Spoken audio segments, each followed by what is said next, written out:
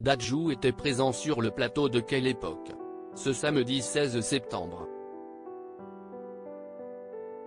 L'occasion pour le chanteur de revenir plus en détail sur son enfance. Entre l'abandon de son père et sa vie de sans-abri, il se confie sans langue de bois. Dadju a marqué le monde de la musique grâce à ses titres. Connu pour être le petit frère de Gims, l'artiste efface peu à peu cette image grâce à ses nombreux succès. Parmi eux, Ren, Bob Marley, Jaloux et Mon Soleil lui ont valu de nombreuses récompenses, notamment des disques de diamant et d'or. En seulement 5 ans de carrière, Dadju a bien grandi depuis son premier album solo et continue de surprendre son public. Ce mercredi 13 septembre, Dadju a donné rendez-vous aux téléspectateurs sur Canal+ pour découvrir les premiers épisodes de la série documentaire Ça va bien se passer, Dadju. Dans cette série, on apprend notamment pourquoi la naissance du premier enfant de Dadju a été une source d'angoisse pour lui et surtout comment était sa vie lorsqu'il était enfant.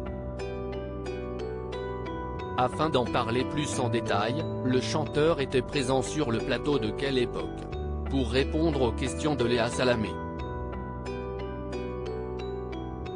Dadju a raconté comment son père l'a abandonné aux côtés de Pierre Arditi et de Muriel Robin. Dadju présentait sa série documentaire Ça va bien se passer, Dadju sur le plateau de Quelle époque?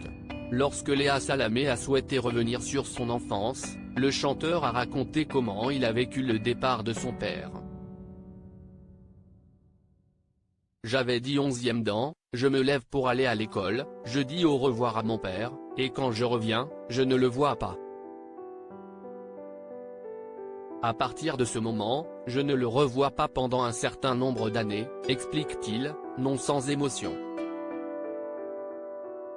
Dadju s'est souvenu de la période où il devait dormir dehors. Dadju a continué de se confier sur son enfance peu ordinaire.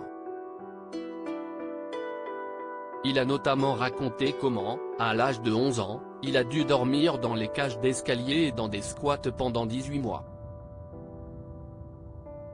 Il a affirmé que c'était difficile, mais qu'il ne se rendait pas compte de la gravité des choses. Je me rappelle juste qu'il faisait froid. Je ne me souviens pas de la difficulté que c'était. C'est juste de voir ma mère pleurer qui m'a marqué, a déclaré le chanteur. Article écrit en collaboration avec 6 Médias.